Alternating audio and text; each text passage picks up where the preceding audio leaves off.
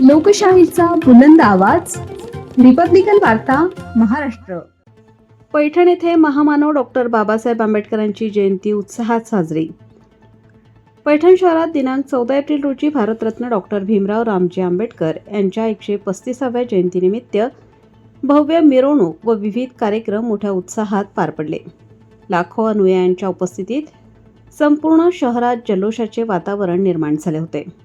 Power house, Nehru चौक, भाजी मंडी, छत्रपती शिवाजी महाराज चौक, महाराणा चौक, बस स्थानक परिसर ते आंबेडकर पुतळा असा मिरवणुकीचा भव्य मार्ग ठरवण्यात आला होता.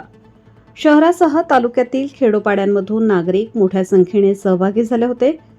जनसमुदायाची मोठी गर्दी लक्षात घेता सार्वजनिक जयंती उत्सव समितीचे अध्यक्ष किरण घाटविसावे, कार्याध्यक्ष रितेश पहिलवान तसेच किरण मगरे, आदर्श दळवी, अविनाश ससाणे, शंकर नवगिरे, प्रीतम आडसूळ यांनी उत्कृष्ट नियोजन केले होते.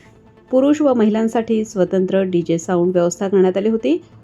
मिरवणुकीदरम्यान डॉक्टर बाबासाहेब आंबेडकरांचा विजय असो, महात्मा ज्योतिबा फुले, अण्णाभाऊ साठे यासारख्या महान व्यक्तिमत्वांच्या जयघोषाने संपूर्ण पैठण शहर दणाणून गेले.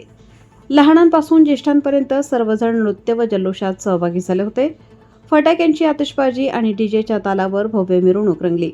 या कार्यक्रमादरम्यान पैठणचे वरिष्ठ पोलीस निरीक्षक महादेव गोमारे यांच्या मार्गदर्शनाखाली चोख पोलीस बंदोबस्त ठेवण्यात आला होता. त्यामुळे कार्यक्रम शांततेत व सुरळीत पार पडला.